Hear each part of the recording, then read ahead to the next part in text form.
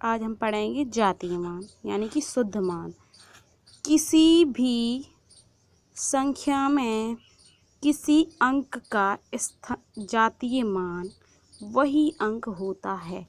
जैसे इतने में वही अंक यानी कि जो भी जिस संख्या में जिस अंक का वो जातीय मान पूछा है वही अंक क्या कहलाएगा, जातीय मान।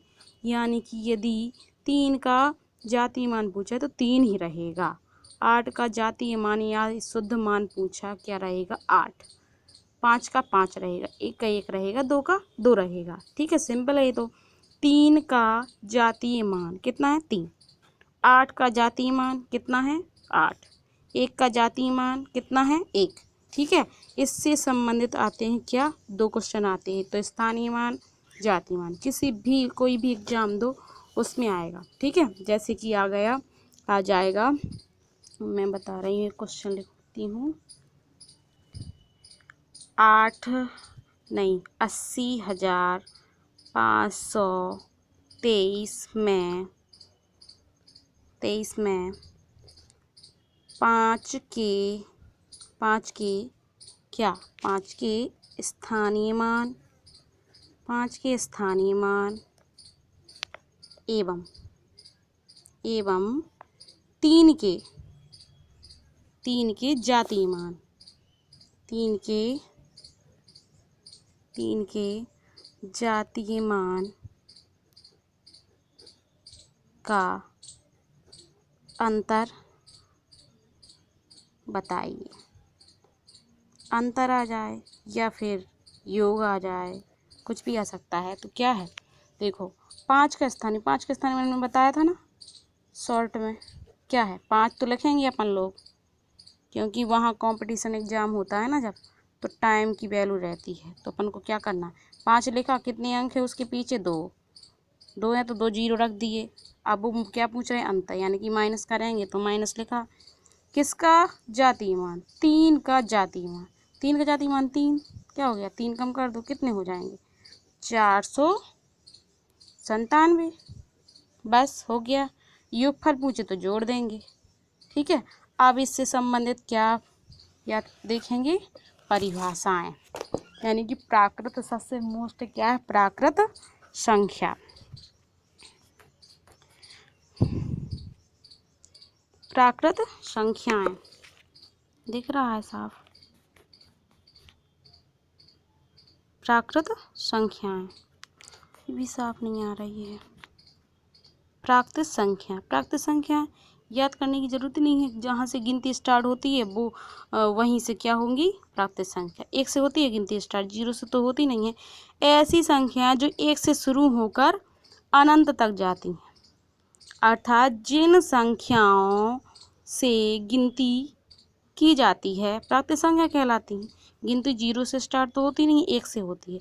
1 से लेके कहाँ तक, अनंत तक, क्योंकि वो तो असंभव है ना, एक जोड़ते जाएंगे तो गिनती आगे बढ़ती जाएगी। ठीक है, प्राकृत संख्या कहलाती है। प्राकृत संख्या कौन सी कहलाती है, नेचुरल नंबर। प्राकृत संख्या कहलाती, इन संख्याओं में 0 नहीं आता है, 0 नहीं आएगा इसमें। 1 से स्टार्ट होती हैं तो सबसे छोटा कौन सा अंक कहलाएगा, 1। ठीक है, इन्हें एन से, कैपिटल एन से दर्शाते हैं, क्योंकि नेचुरल नंबर हैं इसलिए एन से व्यक्त करते हैं। जैसे 1 2 3 आगे बढ़ते जाएंगे, यहाँ ख़त्म नहीं हुई हैं। इन्फिनिटी का मतलब क्या है, ये संख्या कहाँ तक जाएंगी, अनंत तक। ठीक है, इसमें मोस्ट पॉइंट है, 2 पॉइंट है, कौन से, सबसे छोटी, यहाँ देख बता रहे हैं, सबसे छोटी, सब लिखते जाना है ताकि याद रहे। सबसे छोटी प्राकृत संख्या, सबसे छोटी प्राकृत संख्या कौन सी है, 0 नहीं है, क्योंकि गिनती 1 से स्टार्ट होती है तो क्या है 1। ठीक है, सबसे बड़ी प्राकृत संख्या, सबसे बड़ी प्राकृत संख्या कौन सी है, ये तो मुझे भी पता नहीं है कौन सी है। असंभव है, उसको तो ज्ञात ही नहीं कर सकते, क्या है असंभव। एक कौन सा चिन्ह है, इन्फिनिटी।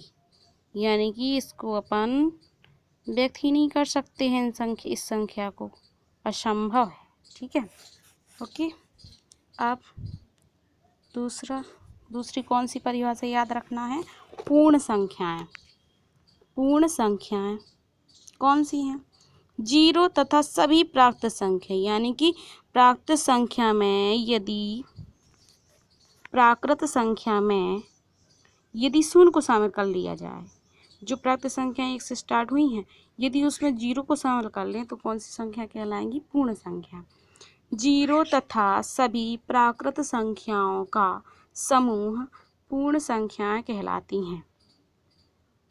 अर्थात ऐसी संख्याएं जो शून्य से शुरू होकर कहाँ तक जाती? अनंत तक जाती हैं। इसे काय से व्यक्त करते हैं? W से, क्योंकि ये कहलाती हैं होल नंबर। ठीक है, अब सबसे पहले क्या आएगा? जीरो आएगा। जैसे जीरो 1 2 3 4 अनंत तक। ठीक है, अब इसमें भी 2 पॉइंट हैं। कौन कौन से? सबसे छोटी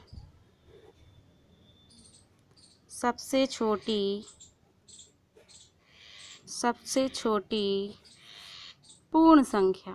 पूर्ण से याद रखना जी है ना, इससे याद रखना कि जीरो आएगा इसमें सबसे छोटा। सबसे छोटी पूर्ण संख्या। सबसे छोटी पूर्ण संख्या कौन सी है? जीरो। वेरी मोस्ट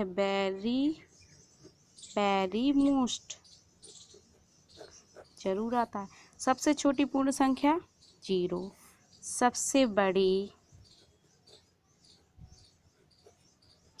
बड़ी पूर्ण संख्या